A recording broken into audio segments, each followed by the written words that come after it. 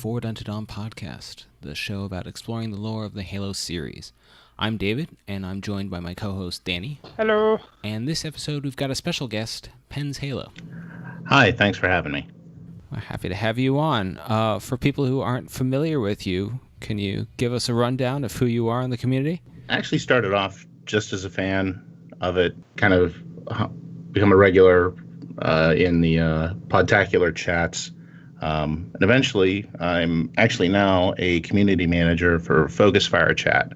It's a cross-community gathering where they discuss lore of multiple games, primarily Destiny, but they do a lot of Halo.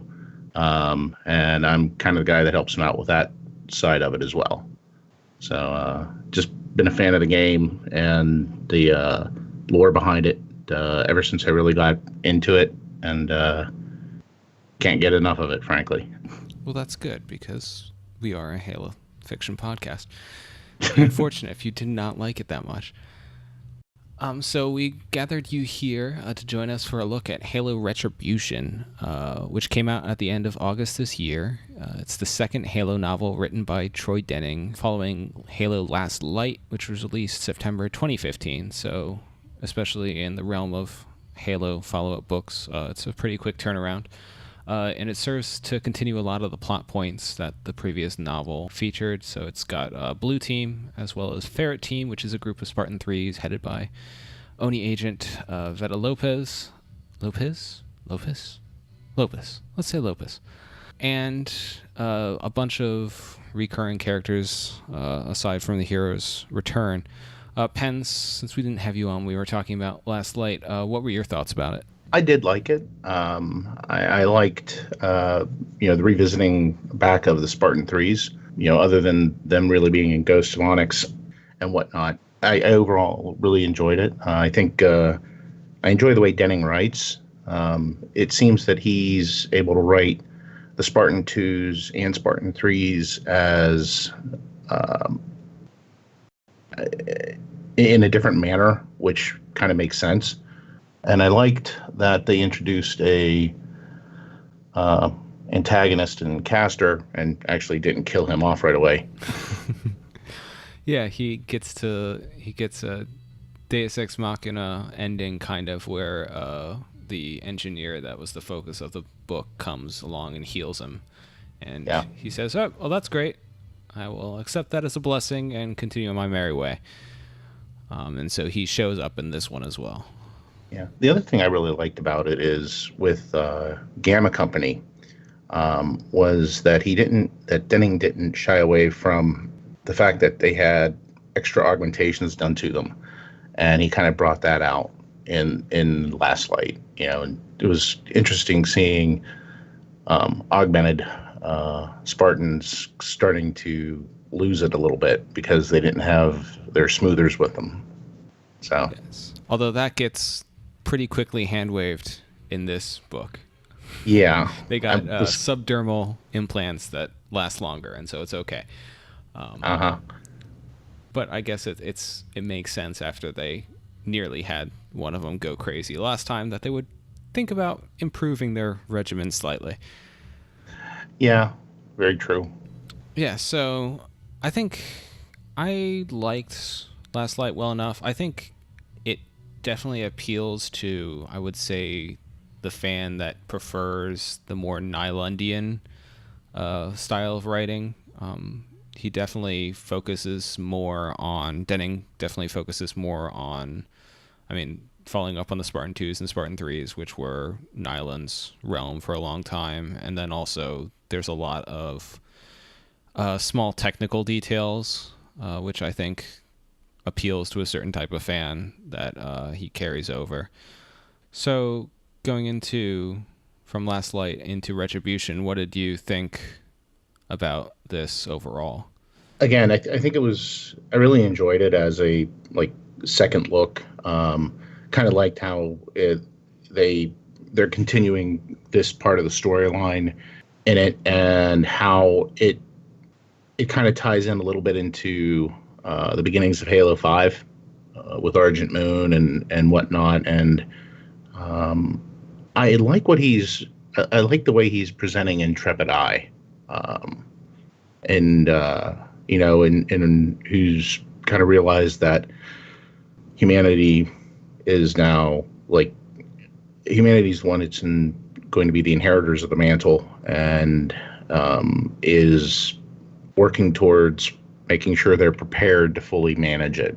I guess is the best way I can describe it. I also like I like that fact that Castor's still around. I think him and Atriox, not to get off the subject, but him and Atriox seem to represent a different kind of Eurohane roots that we haven't seen, and it's interesting. Yeah, so Intrepid Eye was the Forerunner AI they dug up in Last Light, and she has an interesting inversion, I guess you could say, of the Didax arc, in that she realizes that humans are the reclaimers, and rather than fight that, she kind of decides that it's up to her to make sure that humanity's ready.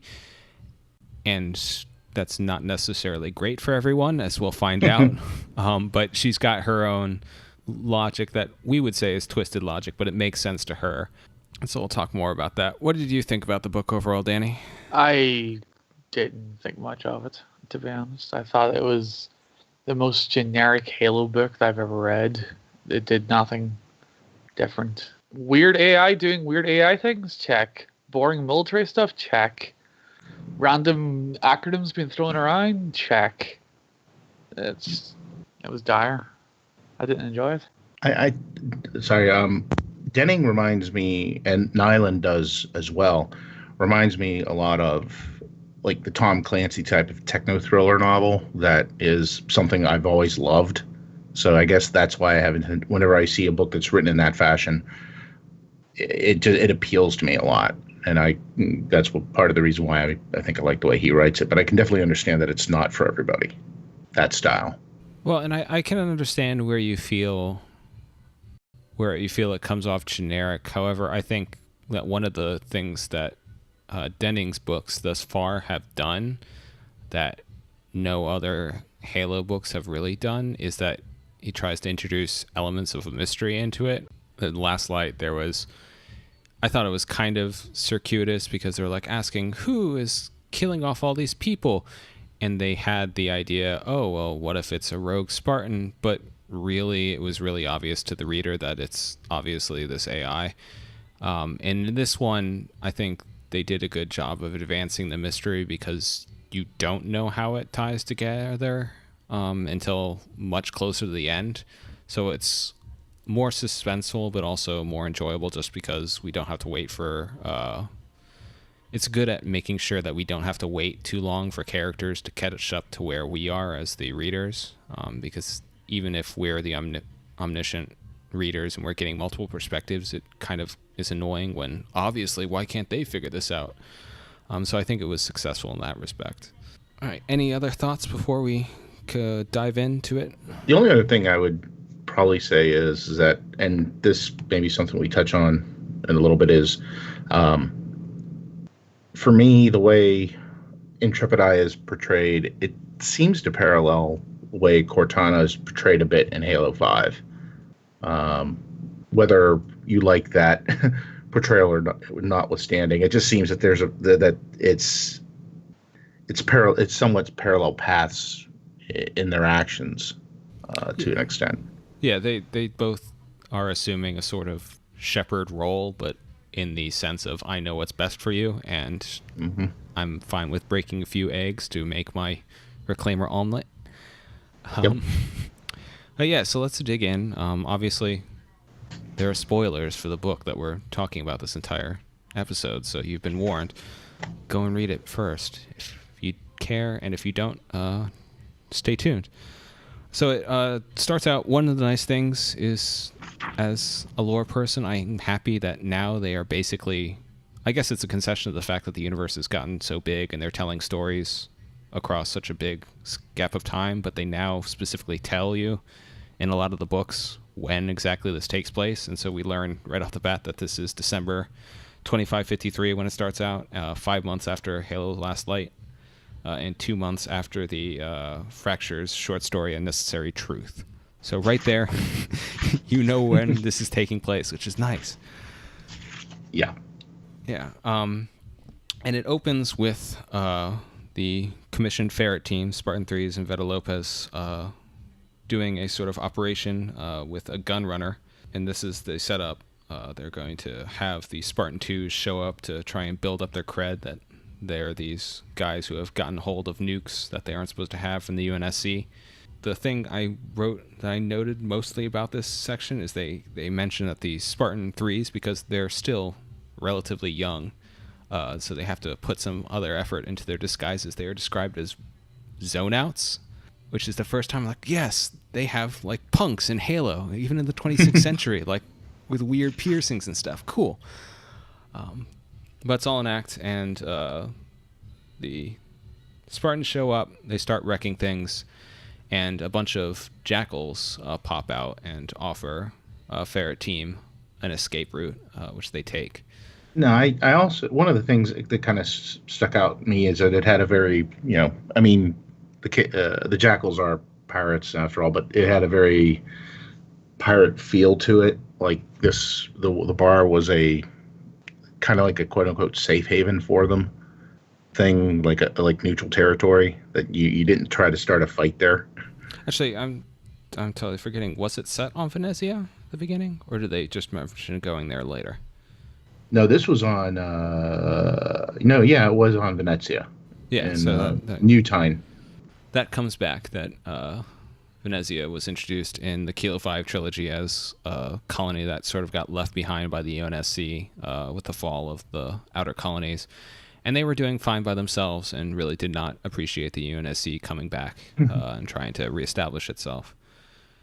And that's actually one of the big things that this book emphasizes, is that they specifically talk about in the years since the Covenant Wars ended that piracy is a huge deal.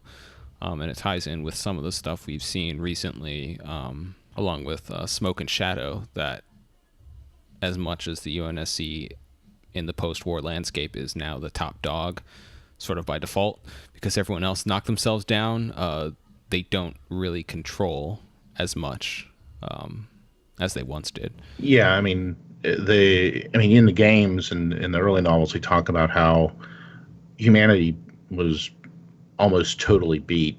They lost all of the outer colonies for the most part, and the inner colonies had been savaged as well. So it's a good representation of, essentially, kind of like struggling to get back. Yeah. And so that's where they've planted these fake nukes that are basically bait to lure out this gunrunner, Nieto. But the jackals who grab them in the process are interested in them as well, and they are totally happy to kill them if necessary. And so they plan on using, this was a nice detail, that they've got a nerve gas or something, basically, chemical warfare that kills everything pretty much except Kig Yar, which they don't ultimately get to use, but that was a nice detail that I don't think I had seen before, that we rarely have species-specific pathogens or weapons coming into play. I think the last time we saw something like that was in Nightfall. Yeah, wasn't it? Nightfall. Yeah. And then in the Kilo 5 trilogy, they have Onis trying to figure out a way of creating a blight for Sangheili grain. That's right, yeah. Biological weapons come up in a big way in this book, as we'll discover. All right, so we get into the meat of the book. Comes up that there's a question of whether the Keepers of the One Freedom, which are Castor the Jirohane's faction, whether they're behind the kidnapping of an admiral, a UNSC admiral, and her family. And we get a sort of flashback sequence, very CSI, with Lopez examining the crime scene. Osmond shows up, who at this point she's a rear admiral and head of Beta 5 Division Section 3, so she's moving on up. I don't think we've gotten a specific date when she becomes head of ONI, but this is before that. And we also get the slightly inelegant, but you have to do it, name dropping of the Banished come in here. Do we think this is a Banished attack? No, I don't think so.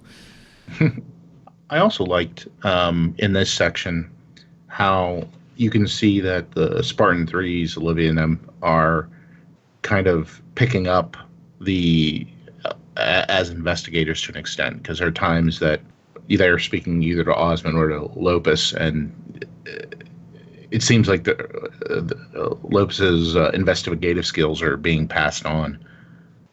So they're becoming more than just soldiers, Spartans. And I think they do a good job in this book of solidifying their roles. So Mark is the weapons guy. They have Ash doing surveillance, and Olivia is sort of the tech hacker of the group, which you always need the tech hacker person, especially in your sci-fi. So they do get to do, I think, especially compared to the Spartan 2s, of which only Fred really gets to do anything significant. Linda and Kelly are pretty much in the back burner as just characters that are there, I would say, which, depending on if you really like Linda or Kelly, would probably be a knock against this book. But compared to the Spartan 2s, Spartan 3s definitely have much clearer roles, and you do get a lot more with their interplay with Lopus, which I think is a lot more different than we usually see with Spartans and their commanders, because she is now Oni, but she was not at one point. She was civilian on the planet Gao, civilian investigator, and she has this fine line of being the mother figure for people who never really had it. They were all war orphans, so it would make sense that they would kind of latch on to parental unit. Is she not considered a civilian contractor, Noni? Not military? They made that specific definition that she was still civilian inside the organization. Yeah, which is, I believe so, which is one of the details that comes up, especially in this book, is that she has a much less, she does not approach things from the military standpoint that everyone else does, where they're totally willing to, all right, well, people are going to die here, but we've got the mission. She is fine ultimately taking lives, but that doesn't mean she's happy with it, which plays sort of into her arc by the end of the book. So they decide, in investigating, they decide to figure out if it's the Keepers behind everything, and leads to them being on this Jackal ship, which is working ultimately for the Keepers. And the Jackals miscalculate, think that they gassed them all, and they didn't, and they all get taken out really quickly. So it's not even worth mentioning the Jackal's hard-to-pronounce name, because they're dead. But they lead them to the Keepers' base, which is Salvation Base on this planet, with foreigner ruins there. And meanwhile, while the Spartan 3s are going in as the frontline team, the Spartan 2s are piggybacking in the back, basically being support. Fred gets an AI, Damon, which I believe is one of the first dumb AIs we've gotten in a really long time. Yeah, I think, I mean, I can't think of another, the last, we had to have another one after Deja, didn't we? We had Deja, we had Wellesley, we had I think the AI in the Halo Wars Genesis comics. Oh, yeah. And we had the Superintendent, which doesn't really count because he's Virgil by the time we meet him. So they're definitely, it's one of those things where they never really clarified exactly what the difference between smart AIs and dumb AIs is, except for apparently they have a less personality, which you think in certain circumstances would be a plus rather than a negative.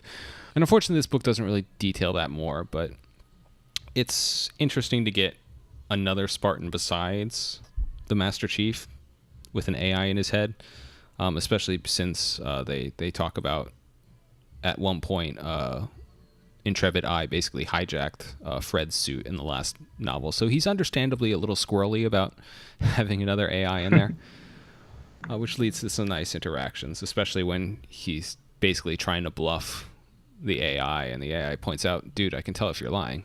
I'm in your head. Yeah, that was some pretty good sequences, and just that interaction, usually when when I think of a Spartan interacting with an AI, you immediately think of Chief and Cortana, and how it seemed like the two of them picked up right away. There really wasn't a lot of oddness, at least at first, or they got over it real quick. And they're kind of showing it that even in the Spartan 2s, that kind of thing is not really the average. So yeah. And so then we shift over to Argent Moon, which I know a lot of people, when they came out with a synopsis, were like, wait, this seems like this is happening like 4 years way too early before the events of Halo 5. Like, what's going on? But we find out that on Argent Moon is Intrepid Eye after the events on Gao. And they very much give a like kind of HAL 9000 crossed with Magneto's prison thing going on when you first meet her. She's supposed to be in this room disconnected from everything, but of course she isn't, because they keep on underestimating AIs. And that leads me to the observation that the UNSC has terrible info security. Like, they need to learn how to air gap stuff, because wireless is just terrible. So it turns out that, and this plays out nicely, that the station commander Kradog comes in to talk with her, and it reveals that basically she was not being forthcoming to anyone except him, because she realized he was the dumbest guy that she could manipulate. And she basically makes him to the station commander and then promptly blackmails him into giving her more access, which does not go well, as you would expect. But we learn that basically she's been pulling a bunch of strings behind the scenes, and that Dark Moon, which came up in the Halo Fracture short story as this shadowy non-government organization that's been pulling all this talent and doing all these shady operations, is actually basically run by Intrepid Eye from her prison, which I thought was not at all where Dark Moon was going to go originally. So I have to give props for Denning for throwing a curveball there. Yeah, that was one of those moments you're like, wait a minute. And I mean, you always knew, or it was always seems to be implied, that Forerunner AI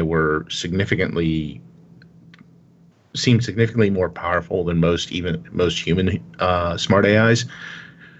So you really see it with that, just that and the fact that this is 4 years before the opening of Halo 5, it's the ability to play a long game as well. Yeah, and honestly, that's how advanced Forerunner AIs are versus human AIs has always been something I've thought was a little dodgy. Leaving aside stuff like where the fans complain that Dr. Halsey knocked down a contender class AI briefly. Yeah, let's not talk about that one. But even aside from that, there's stuff like how Cortana is able to fight off Mendicant Bias's shard in Halo 2, or how she's basically able to run around in the Didact's ship, and he calls her an evolved Ancilla. So it's never exactly been clear exactly what the power levels are. And I think that Denning's actually done a lot better job than anyone else in showing, no, they can go toe-to-toe with smart AIs generally, and can basically manipulate them if they need to, especially of an AI of Intrepid's class. Just to double back a little bit, the fact that Intrepid AI essentially ate Wendell in Last Light. I mean, a human AI, I think Wendell was, they're on what, a third generation or something like that. Smart AI, I think it's one of the more advanced ones, and just took them apart. I mean, it's kind of a shocking thing. It's like, oh, wait a minute, the Forerunners really were more advanced, and it's kind of a really big expression of that. Yeah, and it wraps around nicely in that Intrepid doesn't do anything so obvious as she did in Last Light. She's playing much more of the behind-the-scenes villain. She even basically just pulls a like Jedi mind trick on the Argent Moon's AI, like, you did not see me, nothing's going on here, carry on. So that was a nice evolution of her mindset and basically her approach from the two books. Okay, so then as we move back to Salvation Base, the Spartans land, and there's this Forerunner grotto there. One thing I noted at this point, it's kind of ridiculous that everyone speaks English and or can understand all these Covenant dialects. Because at one point they mention Castor, for instance, has a translation disc, but there's a lot of talk about characters who apparently are unaided and still being able to figure out what, for instance, the Kig-Yar are saying, which, given that the Kig-Yar have beaks and make raspy sounds, seems really hard to imagine.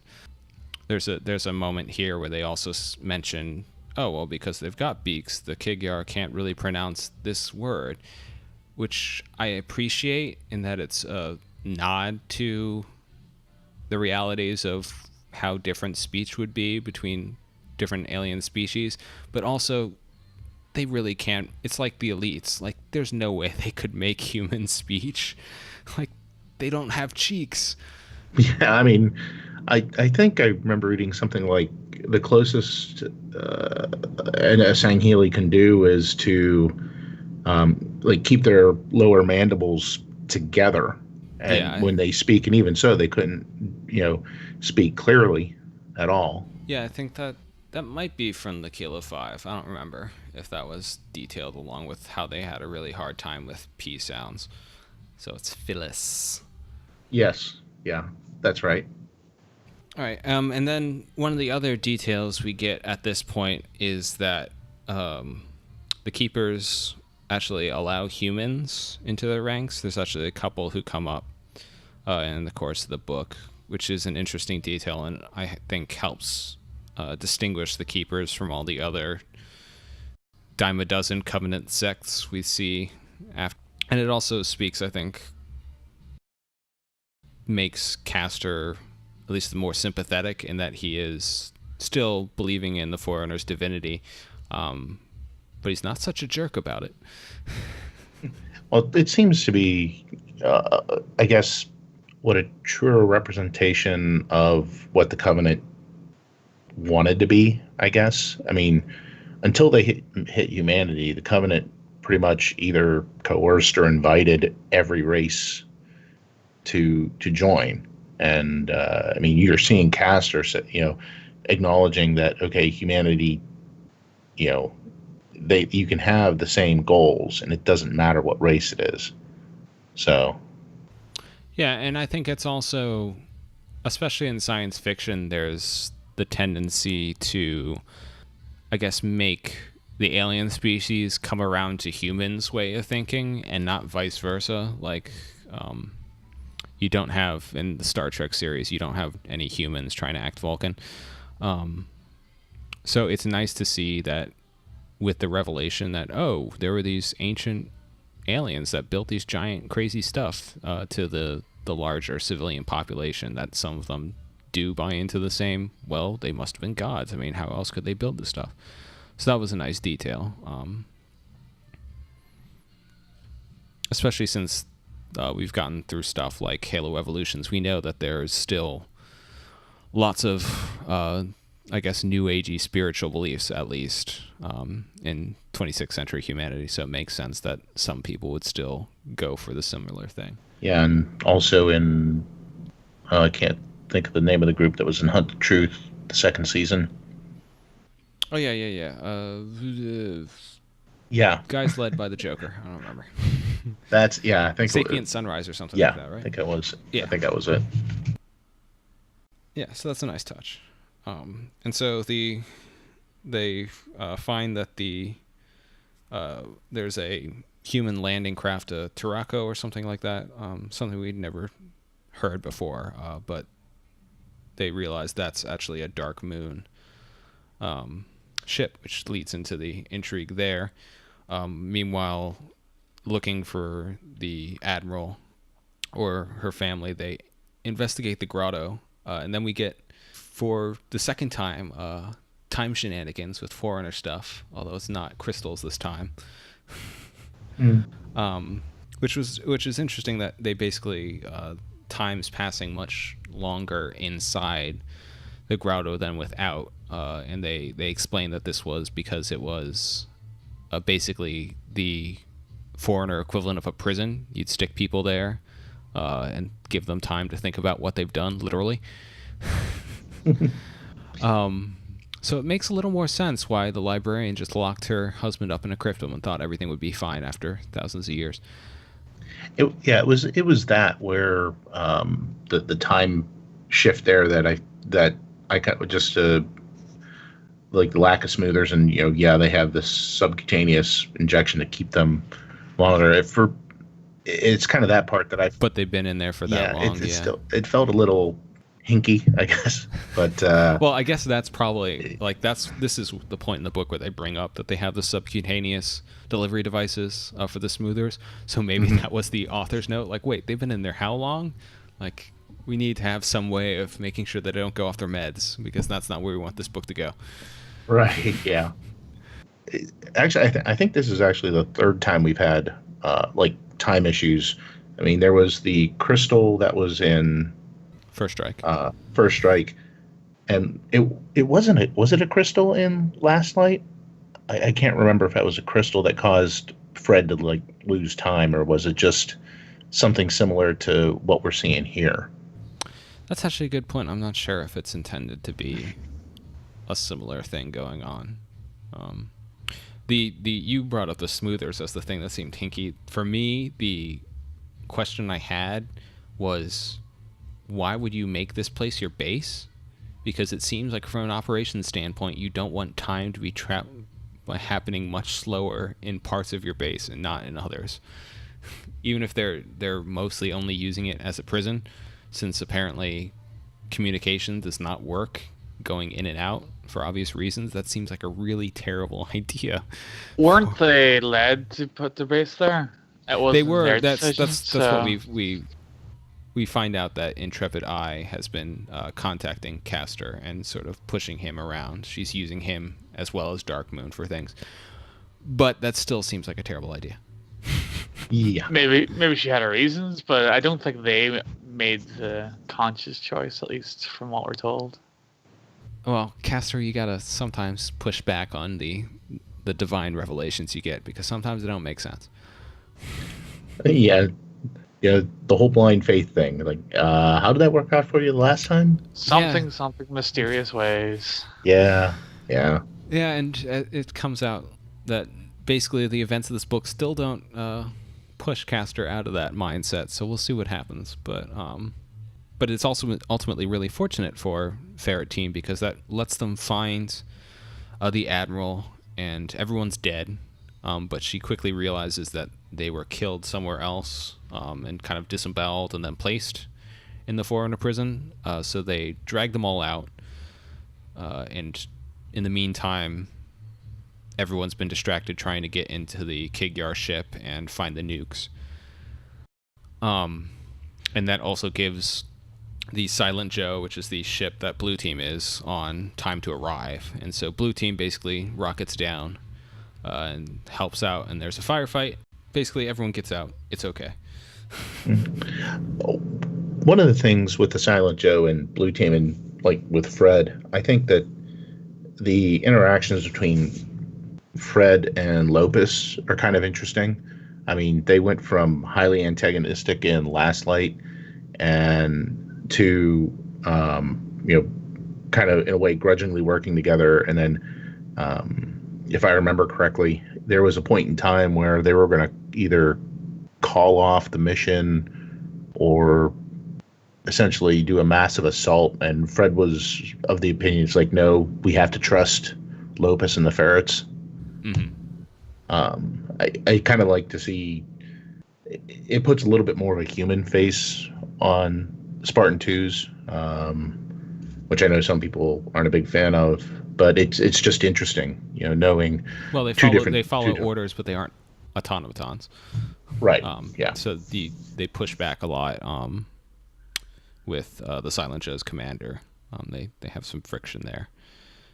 So at this point, they reveal that the Keepers and Dark Moon have all been set up according to Intrepid Eye's plan. She's really annoyed that once again they end up nuking the Keeper base and destroying a Foreigner relic, which she's really upset about. But at this point, she should pretty much realize that's what humans do.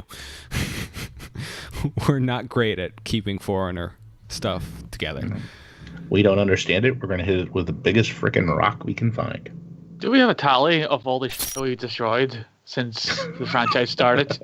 Because that would be a very long destroyed list. So all right, well, let's pull this down. So we've got Halo ring. No. Starting first, we've got the Foreigner ship under Reach.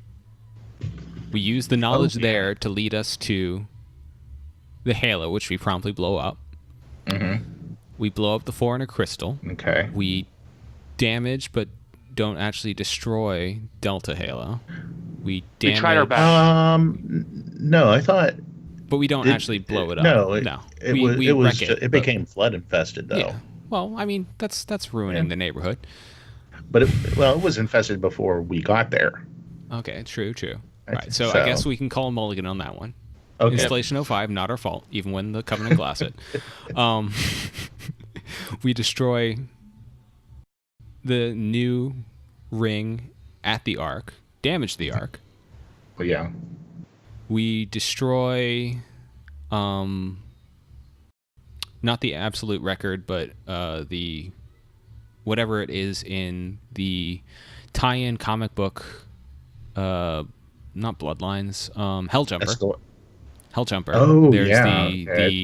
the knowing, which looks like the giant monitor in cold storage, but says, "Oh yeah." Actually, that one's great because it basically tells them to blow him up.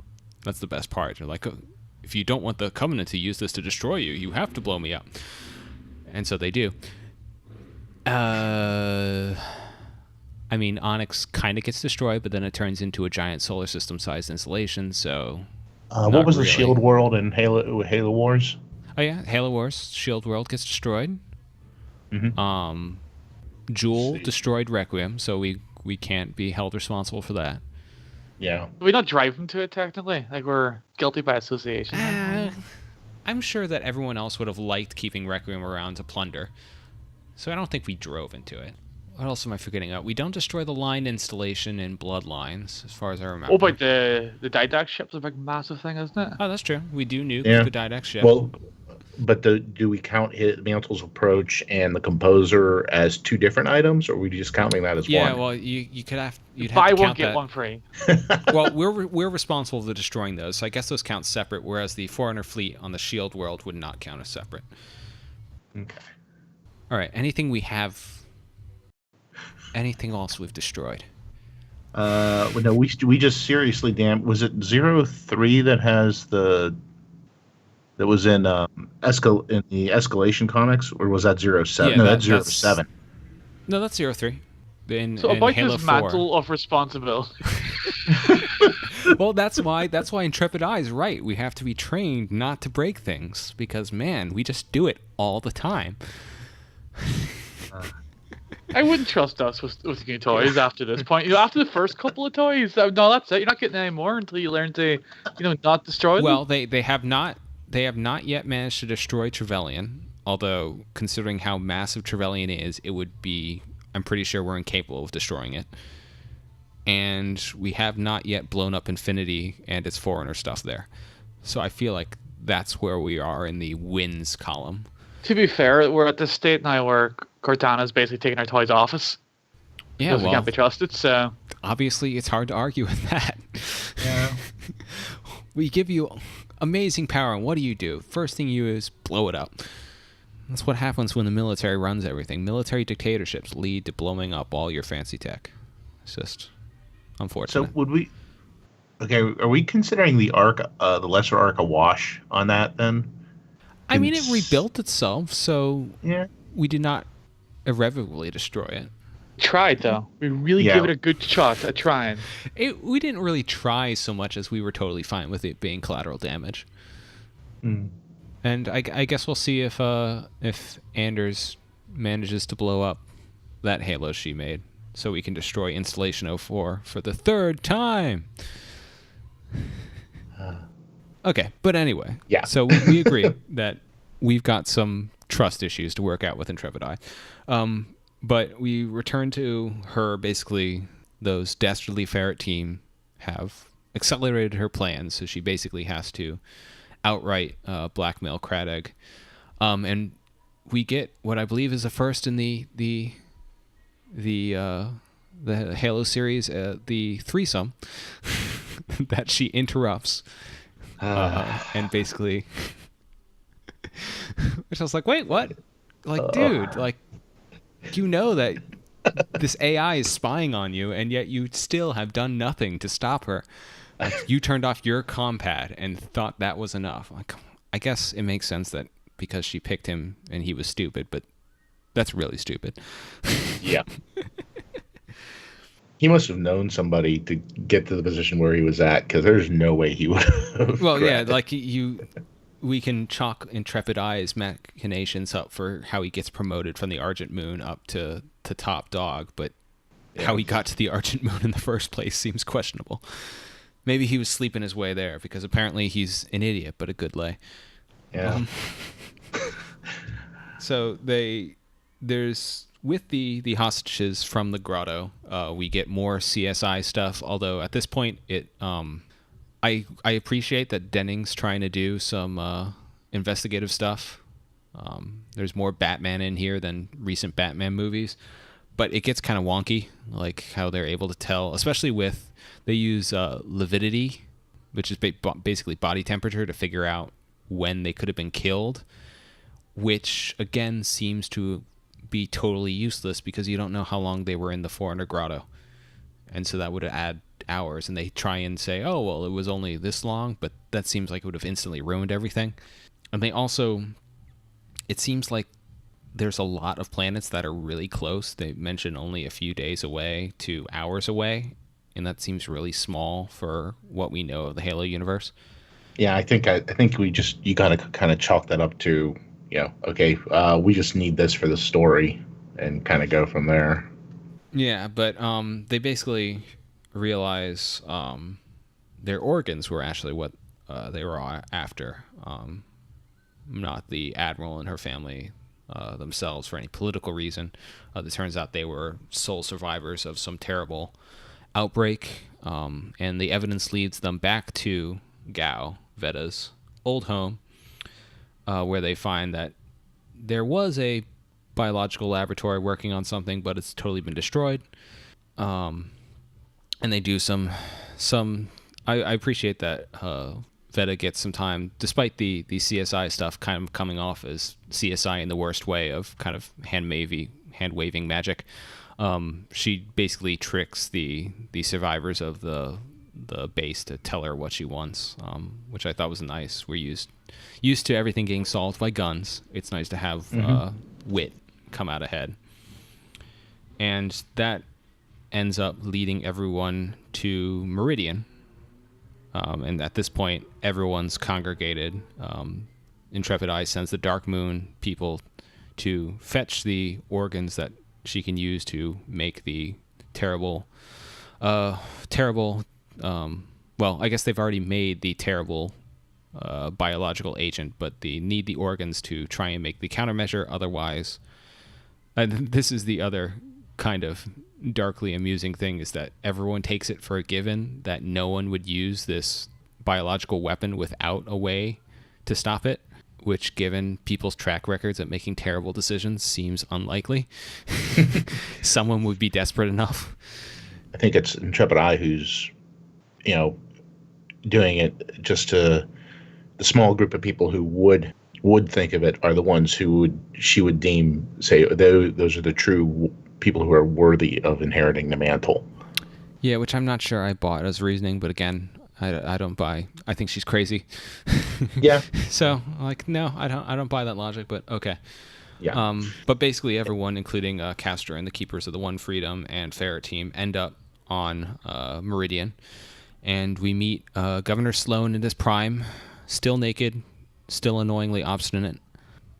He basically extracts Intrepid Eye basically bribes him by creating a corporation that'll funnel money to Meridian. So it's a nice detail about how he's still dedicated to the people there. Well, it also brought out that it wasn't an insurrectionist that they used his brain to create the AI. Yeah, that we get Did I the miss detail. He was an insurrectionist spy. Was his donor. Okay. It's a nice little detail. And so they end up having a fight on Pinnacle Station, and everyone ends up retreating to the surface of the Glasslands, and everyone groups up at this mine, where at this point Ferret Team still is not entirely certain who the good guys are, or if the humans are good guys or bad guys, and they pretty much only find out when the Dark Moon people basically jump out using some mining equipment and try and run them down.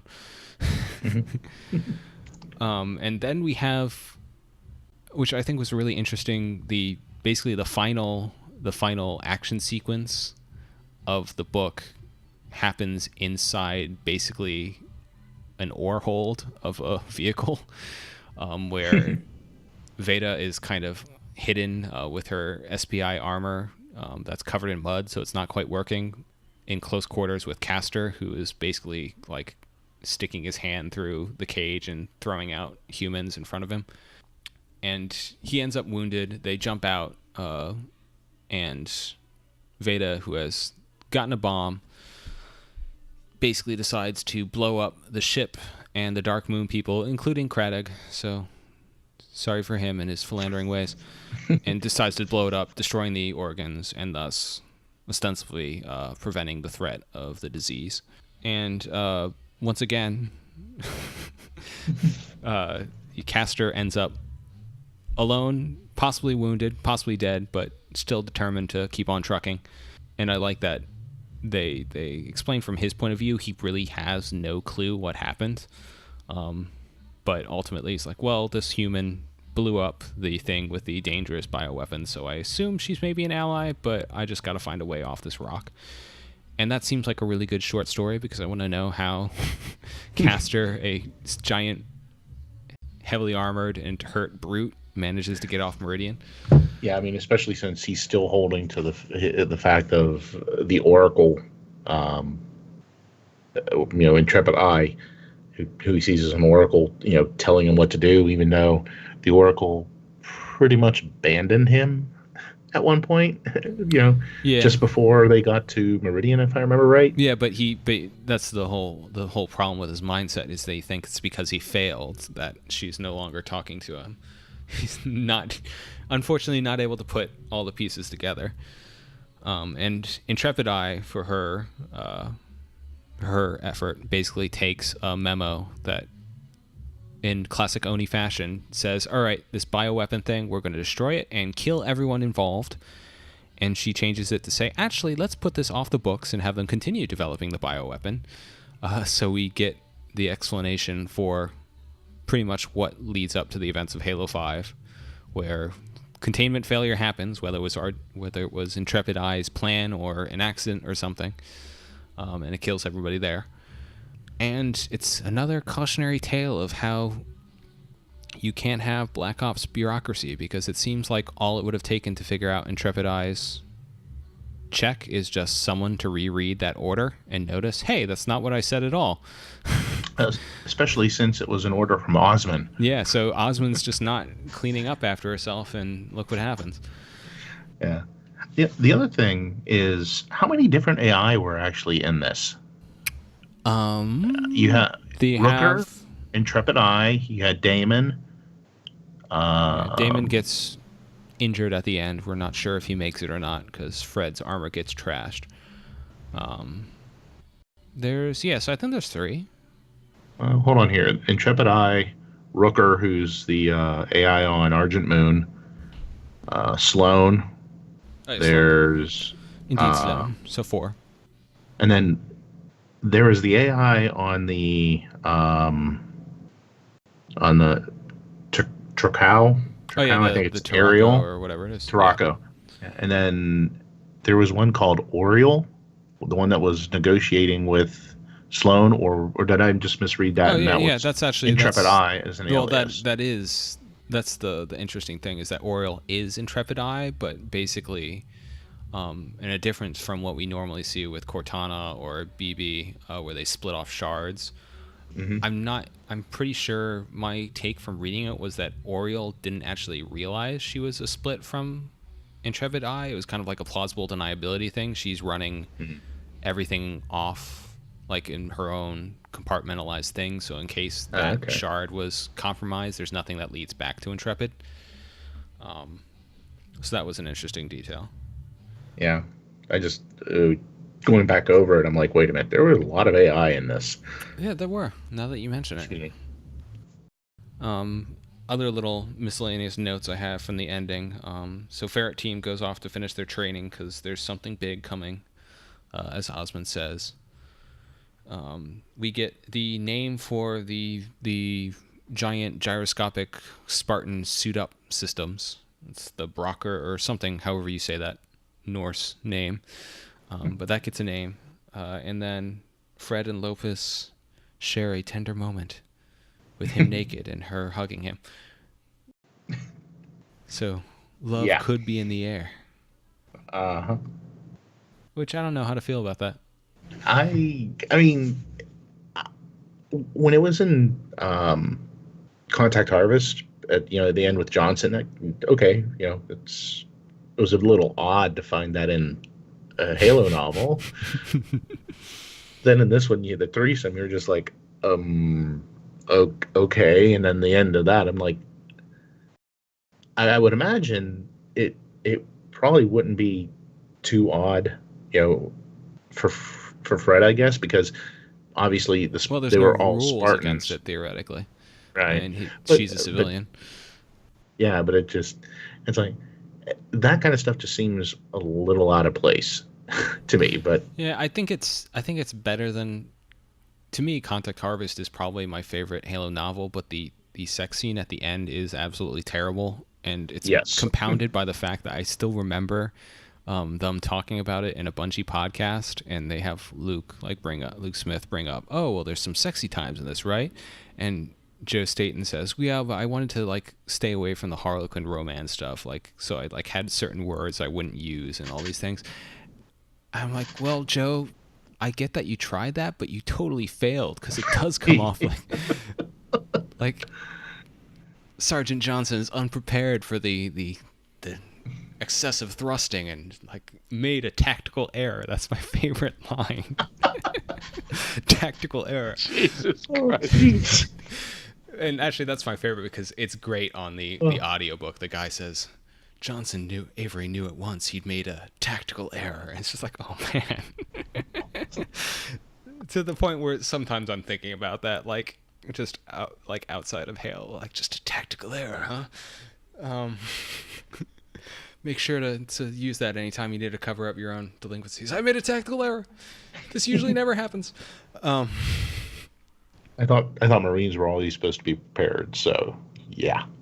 Yeah, he knows what the ladies like too well. Yeah, I guess so. So I think in this book it worked a little better, especially since they didn't really spend any time with the menage a trois of actually with sexy times, and it was more just, holy crap, why is your compad going off? This is really awkward. Dude, what the hell? Well, it wasn't even his compact. It was one of the girls' compads. Actually, so that's the thing I went back and reread to note, and I wasn't sure if this was intentional, it was just coincidental, or it was intentional. I don't think they actually stated the genders of the other people. You know what? You're right. They didn't. Yeah, I even looked later on. Those two people are the people who are fortunate enough not to get murdered by Oni, and I guess they died when the Argent Moon's failsafes failed later. But they managed to survive and continue heading up the bioweapon program at the end, thanks to Intrepid Eye. But yeah, that was one of those. So I guess that was possibly a slight way of Denning being inclusive and progressive. Yeah. So any other notes about the book overall or the ending? Like I said, I think it's probably the ending part I think is what really kind of makes me think of the links between Intrepid and I and Cortana, which leads me to wonder, does Intrepid Eye have anything to actually do with Cortana acting the way that she is, even though that's all well, it's definitely, that's all a wag. It does because Denning is not killing off antagonists. It does make me wonder whether or not Intrepid Eye is going to come up either in another novel dealing with the created story arc or in the games itself. Because obviously you think Cortana and her have similar aims and similar methods, but there is no way Intrepid Eye would be fine with a human AI running the show, I think. So that would be an interesting matchup. Yeah, and I get that's, like I said, that's one of the things made me think that is the idea of the created something that Intrepid Eye came up with as another test for humanity.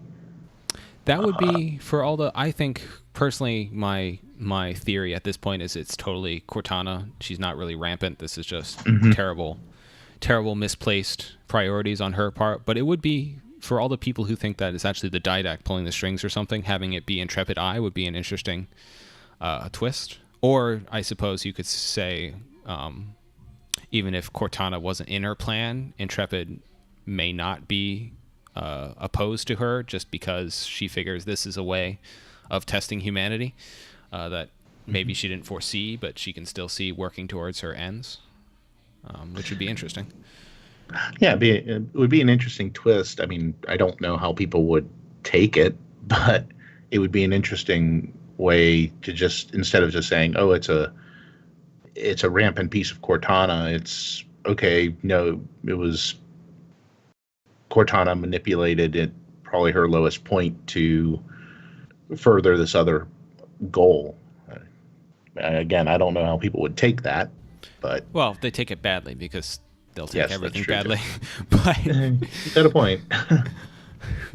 There's no pleasing all the fans. Nope, that's for sure. But it would be an interesting element, and I am interested in. While I maybe not as positive as you, definitely more positive than you, Danny, about this book. I'm interested in seeing where it goes, because this still does. This is a little better than, I guess, the Kilo 5 trilogy in that there's a little more. This is almost a year after the events of Halo 3, so there's a little more space for things to happen. But we still got this big gap of time for Intrepid Eye and Castor, where we don't know what happened to them before we get to the point we're at currently in the fiction. So a lot could happen. And it'll be interesting to see if we get a follow-up, and if so, when and where it leads us to. I don't know. I don't like the fact that we're stuck behind the games now. Well, and we don't know when we're getting Halo 6 too. It does seem like we've kind of gotten back into the same problem we had to a degree when Bungie was making games, in that they can't, especially since Halo, I mean, we don't know the chronology for Halo 5 to Halo 6, but Halo 1, 2, and 3 all take place in such a compressed amount of time. You definitely do have to work around it. I brought this up. We were having a conversation with a couple of lore people on Twitter, like Toa Freak and such. And with Halo Wars 2, we've now officially hit the same year that the return from Halo Legends takes place. So I was feeling like, man, I feel old, because I remember when we were like, oh man, this is like 12 years out or something. This is so far away. Like, now we've caught up to it. Sounds like time for a retcon. Well, I don't think I was thinking about that. There's nothing in the return that specifically contradicts anything we know. I mean, stuff with escalation sort of buttress the idea that the brutes are still, at least broadly, dysfunctional and fighting amongst themselves, and that the elites haven't really gotten along with them. Yeah, but there's still a lot of, like, what about what year was the ending of Reach set at? No, the happy narrated ending of Reach. Yeah, check. What was that? Yeah, that's 2560 something. By 25, all right. 2589 is when the epilogue to Reach happens by 2610, that is when we get some details in the legendary edition of Halsey's journal, the supplementary stuff explaining it. It takes place in 2610. So they have slightly more room now. Yeah, so I mean, they have where a they have block to be. of theoretically up to 30 years where they could take the creative arc. I doubt they're going to do that, but they've got room to play. And I mean, that's where I definitely see what you mean by where they're limited with telling stories contemporaneously with the created arc. However, there is, like with this book, there is so much ground that they can still cover in that period between Halo 4 and I guess, I mean, really, aside from this book and stuff around here and Hunters in the Dark, there's really nothing in that 2555, 2556 period of time, so they can still do just minor things like it happens in the books only, going back to the arc and all that stuff. Well, the only reason I can think of for that is in a way, I think 343 was kind of starting behind the 8 ball a little bit when it comes to some of that. I mean, Bungie wanted to tell their story their way, and I don't think they liked other people telling their story. So I think it was, 343 was filling in where they could until they got control of the property. I do think that in some ways they need to just choose a path and go, and I'm talking from the lore and then also game mechanics, but they just need to pick a path and go with it and just tell good stories. I think they've done a decent job at good stories so far, but the stories all need to be good. They don't have to be overly complex. They just need to be solid stories told well. All right. Anything else you want to say about Retribution before we close? I assume, Pens, that you are fine with a follow-up. I am fine with a follow-up. I'm fine with a follow-up. Yeah, I like to see more Denning stuff. I think he writes interesting stories. I like that they've gotten, at this point, they have a flavor separate from a lot of the other series. Right. So I hope we get a trilogy out of him. And I think the other thing is there's characters there that have the potential to be a lot more interesting, at least from my perspective. And obviously, like you said, Castor is someone that despite the fact that it's kind of an old Covenant thinking, he's still an interesting character. The interactions with Lopus and the Ferret team and whatnot. Those are, I find them interesting because I want to know more about Spartan 3s. I take an ebook of Castor getting off Meridian ebook. I take that any day of the week. We would do a dialogueless comic like Halo Evolutions, or I mean Halo graphic novel.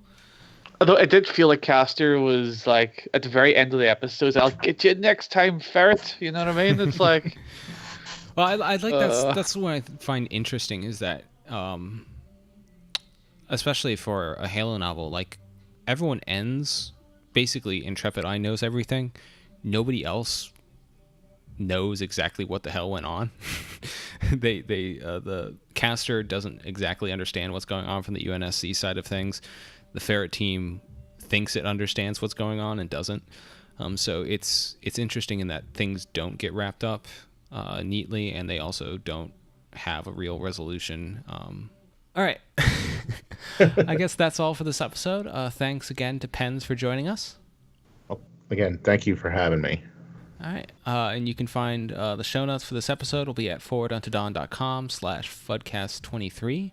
You can visit our main site for more articles and podcasts, or subscribe via iTunes to get podcasts in your media player of choice.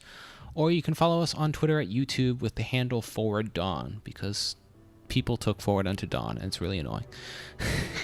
Thanks for listening, and we'll see you next time.